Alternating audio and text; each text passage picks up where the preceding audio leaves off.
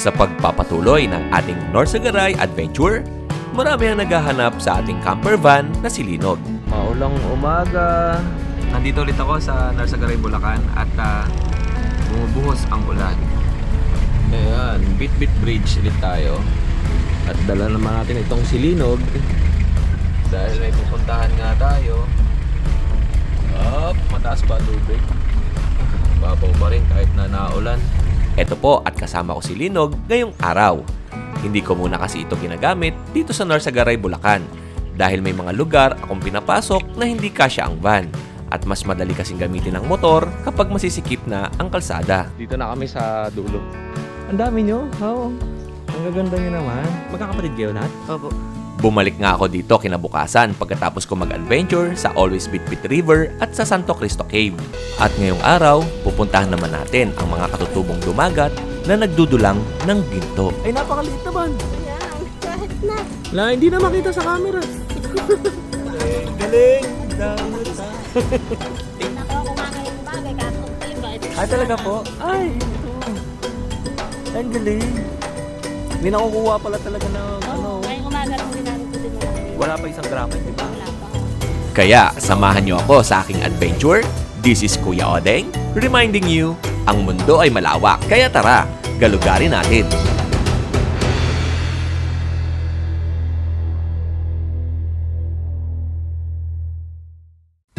Maulang umaga. Sa pagpapatuloy ng ating Norsagaray, Bulacan Adventure, nandito ulit ako sa Norsagaray, Bulacan at bumubuhos ang ulan. Ayan, nakita niya naman umuulan. Si Nanay. Nay, good morning! Kamusta ka? Oh, sige. Hi, foreigner! Chabilita! Morning! Paulang umaga. Bisitahin mo natin sila doon. Yan! Naku, umuulan.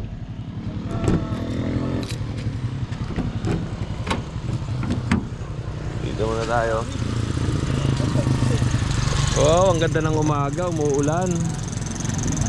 Kamusta? Ang aga nyo naman pala dito. Ang aga nyo naman magbenta. Anong oras kayo nagisimula? 5:30. Ang aga pala, no? Ito, parang hindi naman siya ulan eh. Parang Sa akin, wala mapasok din po kami ngayon eh. Ha? Nagluluto ako lang po yung mga pahinga niya, tapos papasok din po ang kape. Ah, okay. Suwa. Papasok din pala sila foreigner tsaka si Chabilita. Umuulan ng umaga. Tapos mamaya ay aaraw. Ang sabi ni Chabilita, pasunong. Kasi nung araw. Pasunong araw. Ganda ng umaga, no? Good morning. At anong oras na ako dumating? Asan na si BJ? Nandiyan po yung driver ng motor natin ito lang. Ay, ayun. Eh, umuulan eh. Meron kayang magmimina doon? Mga po marami. Kahit umuulan, kahit ganito? Ah, Hindi oh. yan nawawalan ng ulat. Hindi nawawala nagmimina, no?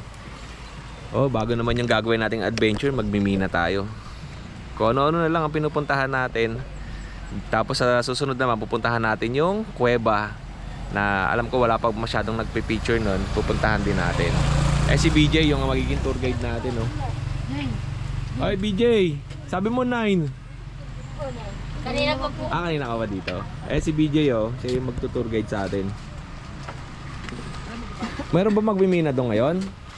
Kaya po. Nadating na bas dito eh. Mamaya tayo alis pag meron na. Mamaya. Oh, sige, okay lang. Pakaano na. Hindi, mamaya. Sige, okay lang kahit mamaya na. Walang tubig masyado. Oo.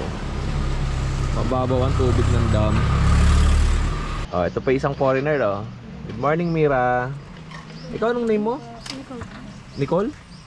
Si Nicole, si Mira, si Chabilita. Natawanan kayo ni BJ, oh. Good morning sa inyo mga kuya at mga ate. At second day natin dito sa Norsagaray, Bulacan. At sasamahan nga ako mamaya ni BJ. May pupuntahan kaming minahan doon sa dulo. At titignan natin kung ano yung sitwasyon doon sa mga nagmimina. Sasama daw si Chabelita. Ay, hindi ba? Ipasok po kami. Si foreigner. Anong grade mo na? 7 po. 7? Parang 2 lang. Yung isa kuweba lang. Yung isang kuya ba lang po ba yung nagpatuloy? Yun lang isa ka. At dito nga, nakilala ko si Chabelita, si Nicole at si Mira. Sila ay mga katutubong dumagat na naninirahan dito sa Norsagaray, Bulacan. Yan, kakain muna tayo. At dito tayo sa ating van. Igo na rin. Ito yung pagkain na sinerve sa atin ni Chabelita. At habang nagpapatila kami ng ulan, nag-almusal muna ako dahil mukhang malayo ang aming lalakarin. Kikiam. Tsaka yung siomay. Mamaya kasi, plano namin ni BJ na pupunta kami dun sa mga nagmimina, yung mga parents sila, nagmimina ng ginto. Pupuntahan namin. Okay, Dito ko sana iiwan sa bahay nila Mira itong aking van. Kaya lang sa sobrang haba ng aming lalakarin, nag-decide na lang akong dalhin yung van sa baba ng ilog. sa gilid lang. Ha? Ha? Doon yung tulay ng Bitbit Bridge. Bumaba kami nila BJ dito. Okay. Alright. Dito na, lakad tayo. Hello! Morning! Oh, di tayo mag-swimming. Wala tayong baong kanin. Okay. Maglalakad muna kami. Ito, habang naglalakad kami, may nakita akong anong tawag dito? Malabulak. Malabulak, bulaklak ng malabulak. Yung bunga yan, parang bulak. Parang bulak ang bunga nito. Yun, oh. Ayun, laki ng puno pala, no? May mas malaki pa dito. May mas malaki pa rito. Okay. Kinakain ba to? Hindi po. Hindi. Okay. Malabulak. Ang haba. Mababa ang tubig ngayon dito sa Bitbit River. Kung malaki nga po yung tubig dito. Ah, ganon? Ano po, konti na lang. Lulubog na po yung malaking bato. Ah, hanggang dito ang tubig pagka nagpakawala yung dam. Mataas ang tubig. Lalo pag pa lahat to, hanggang doon po Umakakit pa hanggang doon yung tubig. Pag lahat po yung Pinto nakabukas. pinto lahat. Pero po Okay. yung konti na lang yung tulay, abot na. Oo.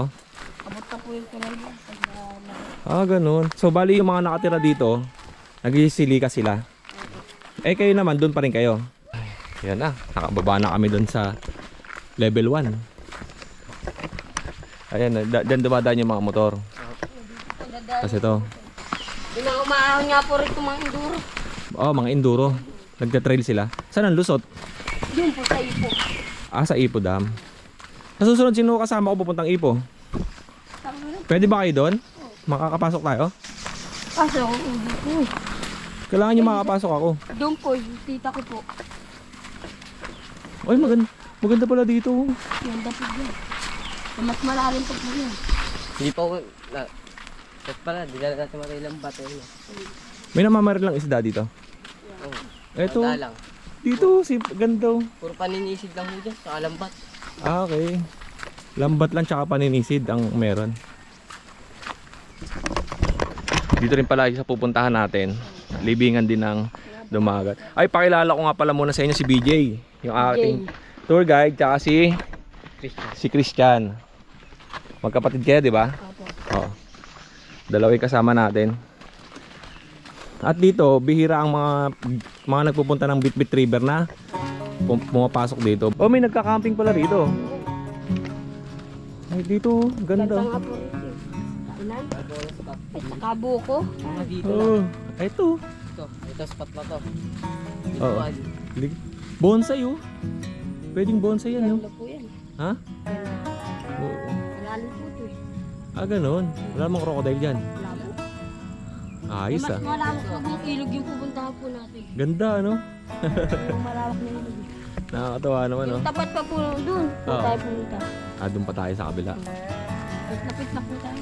May nagkakamping pala dyan, oh. Ayun kasi may mga sunog, eh. O, mga dumagat din yan. Dito, ginagala rin pong tagalog dito yung mga nangingisda. Ah, Mga 30 minutes to 45 minutes din kami naglakad. ayan, oh. Ganda ng tubig, oh. Alam mo, may crocodile sa gitna, oh. Ay na, buong kawi. Ano yun? Yung ano, Halaman? yung mga buho, binibenta. Ano yun? Mga parang buho rin, pero mas matigas sa buho. Ah, parang kawayan? Yan po yung Mga yung mga ganyan. buho na po. Binibenta nila. Ah, Matitigas po yan. okay. Ginagawa tayong chopstick. Magkano bentahan ng ganyan? Otsi po sa piraso. Isang puno? Hindi po. Sa piraso pong ganito. Ah, maliliit lang. Ano? Tubig. Ano yan? Bahay. Ha? Tubig po yun eh. Balon? Opo. Hindi na pwede motor dito, no? Oo, hanggang dun lang. Dito na kami sa dulo. Eh, mga dumagat. Good morning! Eh, kamusta kayo dito? Ayos lang po. Ang dami nyo? Oo. Ang gaganda nyo naman. Di ba yung nanay mo? Dito kayo nakatira talaga? Oo. Anong Di ba pangalan yung mo? nanay mo nagiginta? Andro po. Andrew. O si Andrew, isa. Magkakapatid kayo lahat? Opo. Ilang kayo? 2, 6. Hmm. Ikaw panganay? Hindi yun, mayroon pa po kaming kapatid na nasa malayo. Malaki Di ba na nanay rin. niya? Opo, dalawa po. Sila ang mga katutubong dumagat. Isa sa mga sinaunang katutubong grupo sa Pilipinas na matatagpuan sa kabundukan ng Sierra Madre, kabilang ang mga lugar sa Bulacan, Rizal at Quezon. Ito may mga bahay pala rito sa loob. Oh. Mga barong-barong lang. Dito sila nakatira. Ito. Hello! Kamusta ka? Ang kasama ko nga palang magkapatid na si BJ at si Christian ay half dumagat at half Bisaya dahil ang kanilang nanay ay katutubong dumagat at ang kanilang tatay naman ay galing sa Visayas. May mga bahay pala rito sa looban. Mga nagdudul sa iba. Sila yung mga originally na dito talaga. Hello! Good morning!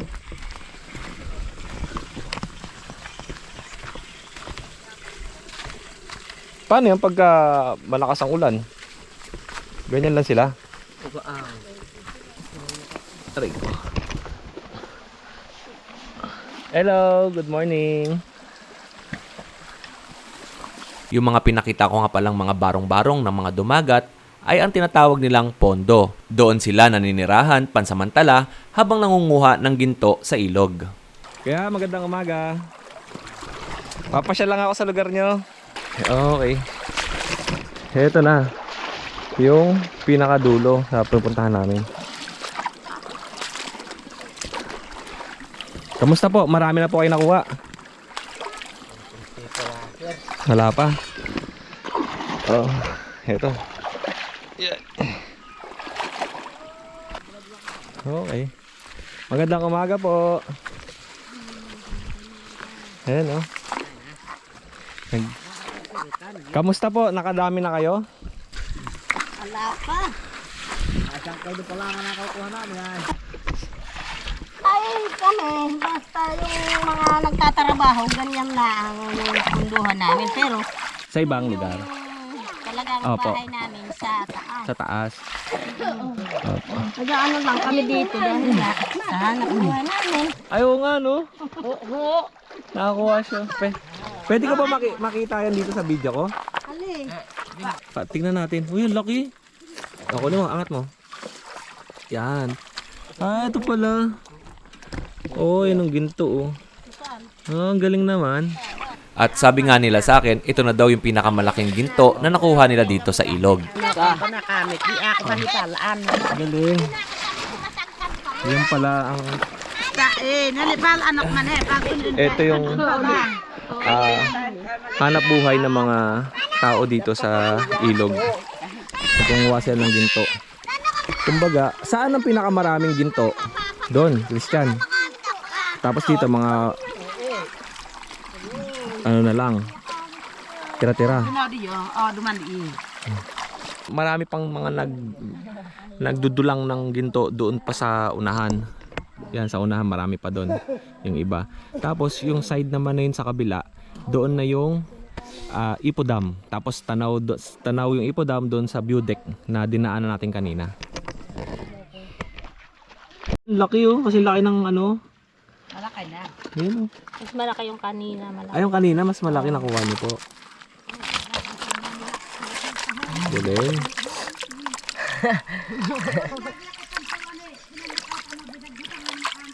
Yung ginto, gumigit na lang siya, no? Oo. Habang hinalo. Kaya lang pala, magaling ka magganyan kasi baka sumama sa palabas. Oo, sa buhangin. Asa na? Nawala na. Sa gitna. Hindi ko maliit. Ayun, nasa gitna. Ayun, nasa taas. Binangot na pinakita ko kanina eh. Galing. Sa puso ng kabundukan, kung saan ang hangin ay sariwa at ang kalikasan ay buhay, naninirahan ang isa sa mga pinakaunang tagapangalaga ng ating kagubatan, ang mga dumagat. Sila ang tunay na anak ng kalikasan, namumuhay ng payak, nangangaso, nangingisda at kumukuha lamang ng sapat para sa kanilang pangailangan. Hindi lang sila bahagi ng kasaysayan, sila ay buhay na patunay na ang kalikasan at tao ay maaaring mamuhay ng may respeto at pagkakaisa. Tayo ay bisita lamang sa kanilang lupain, kaya pakinggan natin ang kanilang kwento, igalang ang kanilang kultura at pahalagahan ang kanilang pamana. Dahil ang tunay na lakas ng kagubatan ay nagmumula sa mga tunay nitong tagapangalaga. At dito nga nagpa-interview sa atin si Nanay Leticia. Siya yung magulang ni Nicole. Nanay Leticia, ilang taong ka na po naggaganyan? Ay, ako, hindi lang 20 taon na ako'y nagkaganito. Mga anak ko, tapos yan, may apo na ako. Ganyan pa rin ang trabaho namin. Ito na yung pinamana ng mga ninuno. Opo. Oo, ito na. Ito na yung hindi kami nakapag-aral. Ito na ang tinuro ng mga magulang. Ito ang trabaho na namin. Ay ngayon na hindi lang 20 taon na patay yung mga lolo ko. Ay ito pa rin. Tapos ito rin po ipapamana nyo dun sa mga apo ninyo. Ay siguro, Opo. ngayon na rin dahil maliliit pa sila. Ay, kasama nyo na sila dito. Opo. Nakikita na nila yung trabaho namin. Na kahit pa paano na nakaraos din naman kami sa Gaano kahirap nanay magganyan? sakripisyo ang pagtatrabaho ng ganito. Kasi yung ano namin, yung binatrabaho namin, hindi namin sigurado kung mayroon kaming makuha sa isang araw. Opo. Pasakali na lang yung, ito nga, pasakali kung mayroon ito. Magkano naman po kinikita nyo dyan sa ginto? Hindi pa parehas yung sa isang araw namin nakukuha. May halagang 700 sa isang araw nakukuha namin. Magkano po ba ang kuhanan ng ginto sa inyo? Yung isang yung isang palito ng pusporo. Okay. Yun yung katumbas nung isang guhit na sinasabi ng mga bintahan namin. Yung isang palito. Pag yung isang palito, isang guhit na yun sa kanila. Ay 700 nga ang nila, ang bayad bili. sa amin. Oo, ang bili nila. Pero hindi naman permanente. Kung minsan bababa, Minsan tataas. tataas, ganun. Opo. Depende. Yung bata pa, naggaganyan na, no? Ay, ang ganda ng ginto ni tatay, ah. Dito rin galing yan? Hindi. Yan na yung binibili lang sa mga Yan na hindi tunay na ginto. Mapagkakamalang tunay, eh.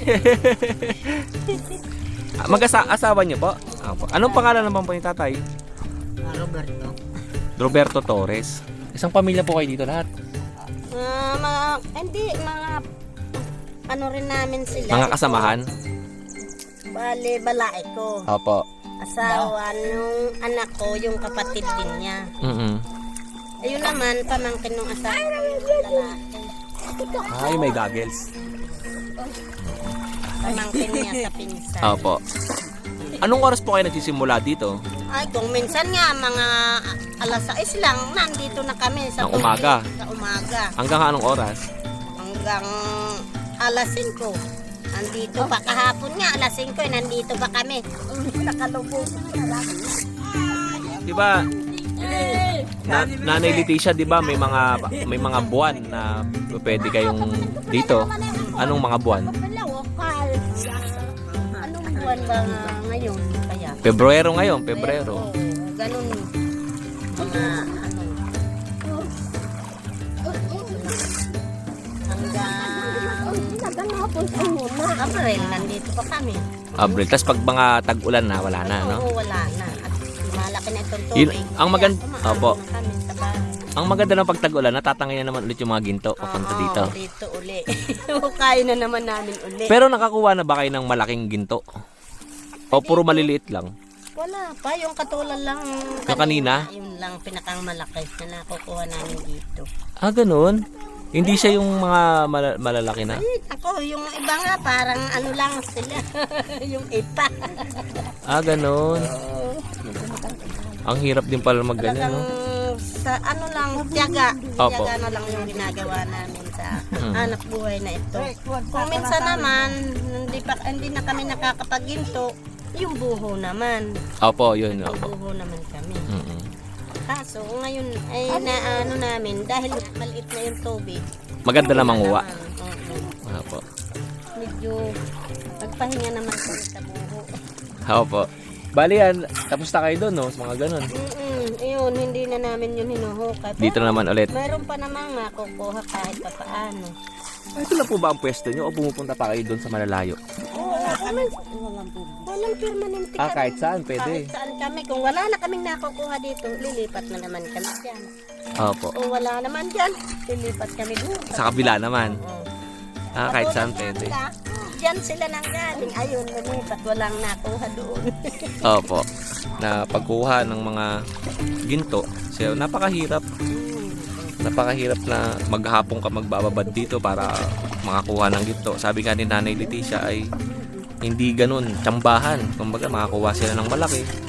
Minsan makakuha lang ng sa isang araw wala, sa isang araw meron. Depende. Ito may nakuha si Nanay Leticia. Ay napakaliit naman. Ayan, kahit na. Hindi na makita sa camera. Talagang hindi na. Ito po, meron pa sa gilid. Ay hindi, bato. Ito sa gitna. Sa gitna na. Yun. Okay, galing. May nakuha si Nanay Leticia. At sana bago matapos ang maghapon ay makakuha sila Nanay Leticia ng marami-rami. Oo. Para naman ay maganda ang kanilang araw. Para may pambili ng bigas. Opo. Ay, dyan mo siya nilalagay. Ayan o, sa kwintas ni Nanay. Yan niya iniipon. May mga laman na po yan, Nay. May laman ng kung ilang peraso. Pwede ko ba masilip, Nay? Ayan o. May ilang piraso na palang laman. Okay, galing. Ang dami na rin, ha? Tingin mo, Nay, wala pang 1 gramo. Ay, wala pa nga isang Ah, wala guhit. pa. Wala pa sa palito. Okay. Oh, lagi. Siyempre, Pinapakisalat kitang paman na ano. Lagi. siyempre may awa ang taas at makakakuha sila nanay ng marami. Ayan pa sila, oh. Ay, yan si Dalagid din. Tingnan natin kay ate. Ate, kamusta po kayo dyan? Kuya? Nakadami na po kayo? Maliliit naman ho. Ay, eto may. Anong pangalan niyo po, ate? Arlene. Oh, ako po si Kuya Odeng. At napasyal lang ako dito kasi gusto ko lang makita yung ginagawa ninyo. Kung gaano ba kahirap anong tawag dyan? Magginto, magdulang ng ginto. Mahirap po yung magsisid dyan sa ano, Pagkuha ng hangin. buhangin. Buti ho ako, dito lang ako sa tabi. Pero masakit pa rin sa binti ang nakaganyan. Ayun, oh. Maliit naman na nakukuha namin. Iniipon na iniipon. Opo. Sa isang araw nakakailan po kayo? Minsan naman ho, nakakaisang guhit din. Minsan ilang araw bago makaisang guhit. Matagal din. Oo, iniipon lang ho namin, iniipon. Ayan pa, meron pa kay Kuya. Ayun, meron niya, mga kasing laki ng holin. Sana nga ho. Opo.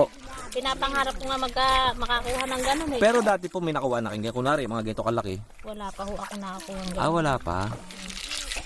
Ano lang, mga kalahati. Ganun. Pag ganito kalaki, jackpot, no? gramo na ho yun. Oo, gramo na, no? Walang Maliliit pa lang. Si Aboy. maliliit na nakakuha namin. Opo. Mas nakuha tayo yan. Ganun din, ang hirap din ng pangunguha ng ano, no? Kayo yung dalawa ba nangunguha kayo? Dati. Dati? Ngayon hindi tinigil nyo na. Mga ito ng ginto sa gitna. Kung mayroon, Meron po yan. Isang holin sana. sana nga ay. Pag mayroon ay na. Ang mahal ng ginto sa Manila. Pag ako nga, wala akong mga suot na mga ano. Kasi hindi ko kayang bumili ng ginto. Kung mayroon sanang ganong sinasabi niyong gahulin, ay hindi ko na problema ang baon ng anak ko lingguhan. Opo. Hindi ito madali. Bawat hukay, bawat palikpik ng pala ay puno ng pagod at sakripisyo. Ang bawat gramo ng ginto ay pinaghihirapan ng dugo at tiyaga. Ngunit sa kabila ng hirap, may pangarap na nag-uugnay sa bawat minero. Isang mas magandang bukas, isang pangakong hindi basta-basta makakamtan. Ito ang mukha ng pagmimina. Hindi glamoroso, hindi madali. Ngunit totoo at tunay.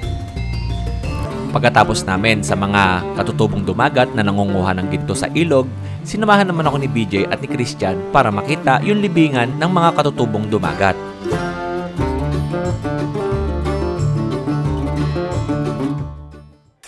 Ito yung libingan ng mga dumagat. Itong area na to. Ano yung palatandaan na may nakalibing? May cross na nakalagay.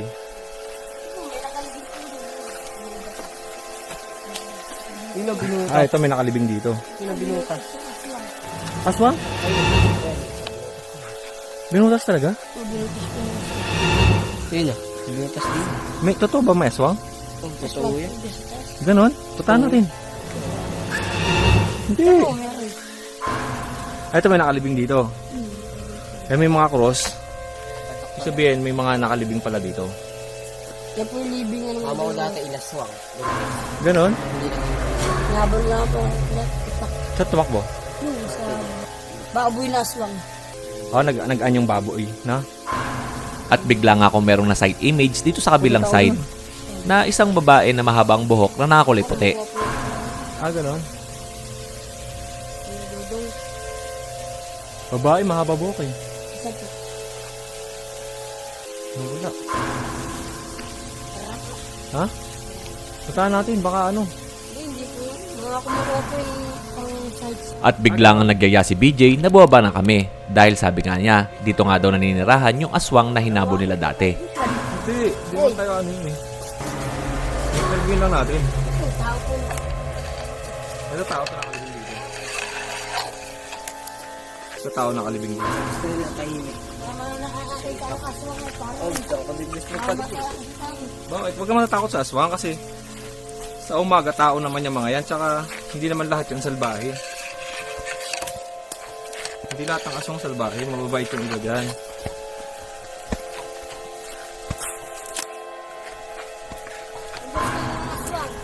Oh. Diyan po kayo matulog. Sama po kayo paaw ng bitbit. Saan? Sige. Dito lang. Saan yun? Dito lang. Dito sa may paaw ng bitbit. Nagkagaran. Meron doon?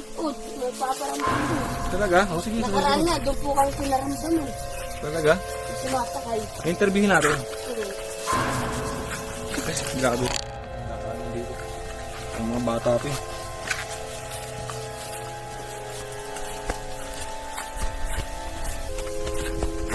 Pangit lang kasi suot natin sinyelas kaya nahirapan tayo mag-climb ng ganito eh. Pero kung nakasapatos tayo, good yan.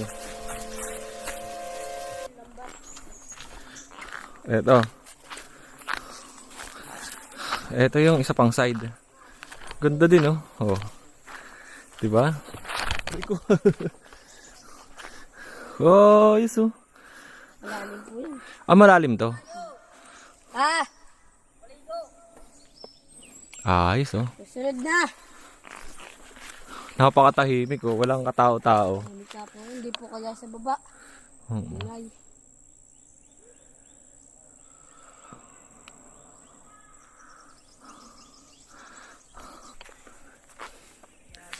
Napakatahimik ang lugar na to. Tignan nyo naman. Diba? Ganda ng lugar na napuntahan ko, no? Hanggang dito na lang ang video ni Kuya Odeng at maraming salamat sa lahat ng mga tumututok at sumusubaybay palagi sa ating YouTube channel. Muli ako ang inyong Kuya O, ang inyong Kuya Odeng. Always keep safe, have a great day, and God bless. Sakay na sa van ni Kuya Odeng, bigay kwento, tawa, talim. Ang puting van, kay kanyang tahanan, sa gitna ng daan. Ka maliligaw kailanman.